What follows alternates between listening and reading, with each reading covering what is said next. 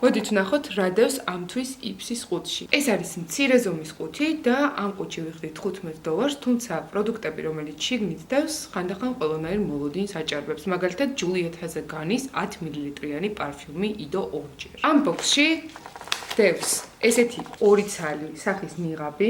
ერთი არის დამატენიანებელი, მეორე არის ფორების შემოვიწროებელი. ამ თვის ჩანთა იყო აი ესეთი ფუმფულა და ღუნღულა და ესეთი ძალიან ლამაზი იასამნისფერი შესაკრავი აქვს. შიგნით დევს setting spray, ეს არის Sofia Marbelis setting spray, რომელსაც აქვს ისეთი საოცარი არომატი, რომ როგორც პარფიუმს ისეც გამოვიყენებდი. შემდეგი რაც ყველაზე მეტად გამიხარდა ამ ბოქსში არის Benefit-ის ტუში და Benefit-ის ტუშები არის მართლა საოცარი, აი ძალიან კარგი ხარისხის ტუშები და მიუხედავად იმისა, რომ არის travel size, ანუ პატარა სამგზავრო ზომა, დიდი ხნის განმავლობაში მყოფნის. წინა ასეთი რომ ჩამომივიდა, სადღაც 1-3-4 თვე ყოველდღიურად დავიტანდი და საერთოდ არც გაშრა, არ ჩასქელდა, ძალიან ლამაზი ფინიში ქონდა. ისიც ძალიან მომეწონა და ეხლა ზუსტად ეს ტუში მაქვს დატანილი თვალზე, ამის განხილვას აუცილებლად დაგიდებ. და ბოლო ორი პროდუქტი, ეს არის სახის დასაბანი გელი, ეს არის Avanti-ის სახის დასაბანი გელი,